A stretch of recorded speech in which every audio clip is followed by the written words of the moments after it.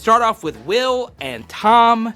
They want to chat LSU tight ends. Jamal Pettigrew, is he going to break out next year?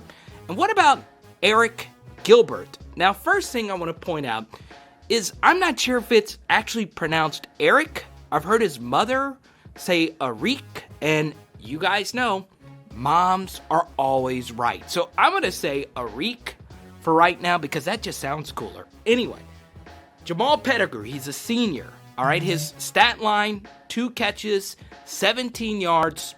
Not quite the line you're looking for from a senior tight end, but who knows? I mean, no one expected Thaddeus Moss to be a record-setting tight end last year, right? I mean, I think Pettigrew can definitely break out. He's 6'6", 258 out of New Orleans. He's had to overcome injury. He understands the offense. And remember, to be a freshman tight end is very difficult. I look back all the way since 2009. There has been one freshman tight end to eclipse 30 catches in a year, and that was some dude from Texas A&M, Jalen Werdermeyer, whatever. So, not DJ Williams, not O.J. Howard, not Hunter Henry, all these great tight ends. But then again, Arik Gilbert is the highest rated tight end ever coming out of high school. He's a freak of nature. But is tight end even his best position? We're going to discuss that later as well. But I want to throw it out to you. Who finishes next year with more catches? Type JP for Jamal Pettigrew or type AG for Arik Gilbert. I love Pettigrew, but I think Gilbert will finish with slightly more catches. I do think he's that good. I see Gilbert in the 25 area, and I see Pettigrew in the 10 to 15 area. Maybe one of them will surprise you. I'm not sure. So, anyway, we got to chat national championship gear. All right, I'm wearing my SEC championship shirt today, but you can get a national championship shirt right now. Chatsports.com/Go Tigers for under $15 right now. Let Fanatics know that we're sending them to you. Once again, that link is chatsports.com/Go Tigers. Of course, that's GEAUX Tigers. Check it out. And they got all kinds of cool gear. Around there, I have my national championship banner that I also got from this link. Okay, so once again, that is chatsports.com/Go Tigers. Now, this next question comes from Detective Rustin Cole. Russ Cole from True Detective? Really? That's great. I'm glad he's watching. A stat line for Myles Brennan that would be a benchmark for success. So, I first want you to remember or guess what Joe Burrow's stat line was for 2018, his first year starting. Because we all know Joe Burrow went for over 5,500 yards passing and 61 touchdowns. But really think about this, all right? His stat line from 2018. Now, let's chat about Myles Brennan. My prediction are as followed. 3,210 yards, 28 touchdowns, and 8 interceptions. That would be an exceptional year. Now, I've seen people throw out 35 touchdowns and 4,000 yards passing.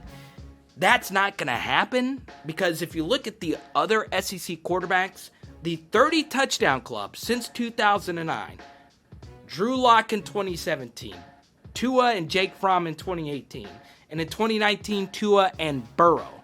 Those are 3 NFL starting quarterbacks and a backup who was just drafted.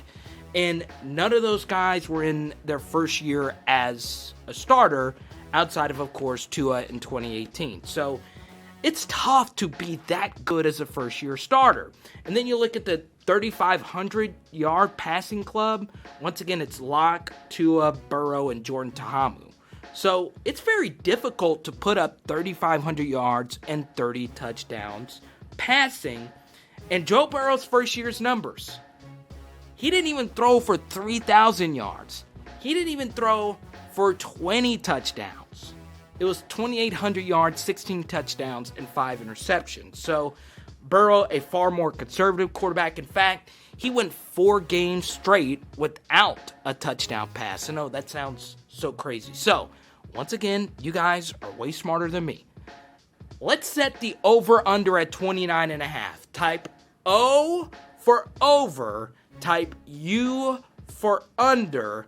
I'm going to go U, obviously, but I think a lot of you are thinking 30 touchdowns. Remember, as long as Myles Brennan doesn't turn the football over, and as long as LSU can protect his blind side, we'll get to that in a moment, he should be a pretty good and steady quarterback. Now, these Les Miles comments. Shout out to Sharon in the nation's capital on Instagram. Thoughts on Les Miles saying this? WAFB, Jock Ducey talked to him this week. Miles said, I think the coach, obviously referring to himself, could have done more. Certainly, I would have loved to have changed the offensive game plan in the 2011-2012 national championship game. And my response to that is, duh?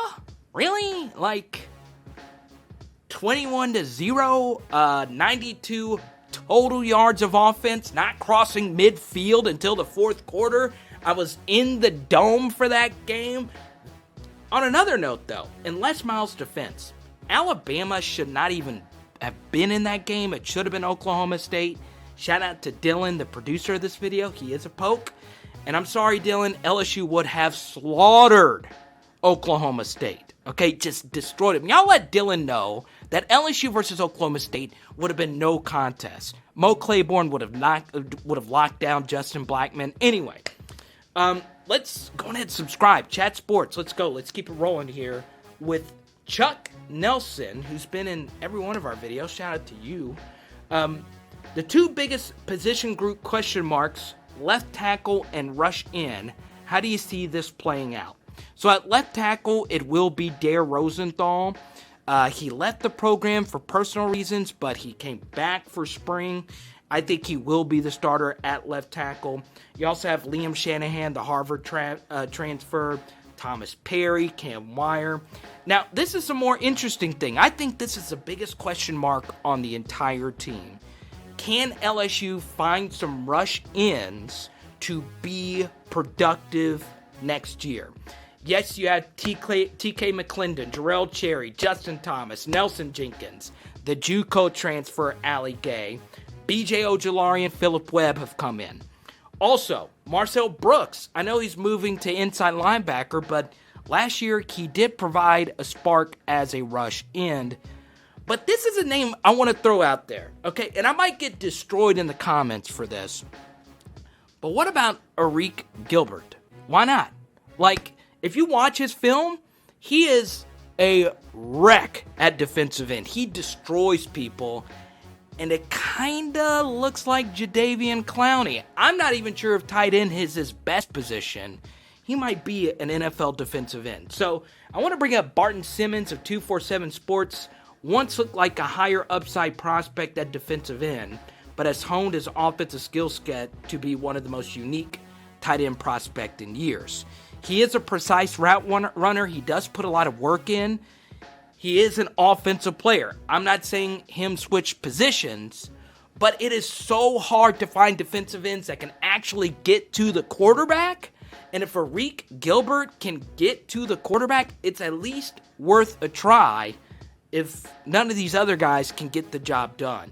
And if you watch his tape, he is a freak of nature when he actually lined up at defensive end. So there you go. Let's keep it going here with Reginald Cormy 7. What is your prediction on the lines for the class of 2021? Let's start with players that are already committed. Landon Jackson, Savion Jones, Xavier Carter, and Anthony Hundley. So 3 edge players and a defensive tackle. But this is a big thing. No offensive linemen have been committed. So obviously offensive line is the biggest need. It wasn't the best offensive line class in the class of 2020. And it is kind of concerning that you don't have an offensive lineman committed already. But keep an eye out for Garrett Dellinger out of Michigan. I do think he ends up committing to LSU within the next few months. J.C. Latham is a 5-star offensive tackle. Tristan Lee is another name to look out for. Weston Franklin is a lower-ranked 4-star. I would not be surprised if he ends up at LSU. Now, last question. We'll run through this really quickly. It goes to Cam in Albuquerque, New Mexico. All right? Now, remember, go Tigers in the comments. Let them know you are the best fan base in all of college football. What personnel groupings do you see LSU running next year? So, and this kind of ties in with the Arik Gilbert thing. Last year, LSU kept the same 5 skill position players on the field at the same time. It was Jamar Chase, Terrace Marshall, Justin Jefferson at the 3 wide receiver spots, Clyde Edwards-Helaire at running back, and then at tight end, it was Thaddeus Moss. So I expect LSU to do a lot of the same things next year, even with Joe Brady gone. So it's going to be a lot of 3 wides, 1 tight end, 1 running back, and a lot of different motion and sets out of that. So as of right now, I think Chris Curry is the starter. He's the elder statesman. John Emery and Ty Davis-Price. And it's funny because TDP actually had the best stats out of the 3 running backs listed there, but I do think Chris Curry will be the starter next year. I think Pettigrew has a slight edge over Gilbert simply because, he's a senior and Gilbert's just a freshman. And then the depth chart is Jamar, Marshall, and Racy McMath. But one side note, I could see Racy play some tight end and then Trey Palmer actually come in and play the slot receiver spot. That's if Racy McMath, he's 6'3", 220. I could see him being able to play some tight end. So, go Tigers, go. All right? I'm not going to lie. For people of color like myself, it's been a tough few weeks, and I appreciate you guys. Some of you viewers have reached out to me. Just stand by our side. This is difficult. All right? I won't get too deep into this, but I do appreciate you guys that have reached out for people like me during this time. So, give me a go, Tigers. I want to connect with you. That's what we're doing here at Chat Sports. Let me know where you're watching from. And, of course, don't forget about Fanatics. They were the ones that sponsored this video. It is chatsports.com/go Tigers. And if you go there now, you can find national championship shirts for under $15. All right. Thanks again to Dylan producing today's video. Make sure you let him know that LSU would, of course, slaughtered Oklahoma State in the championship game.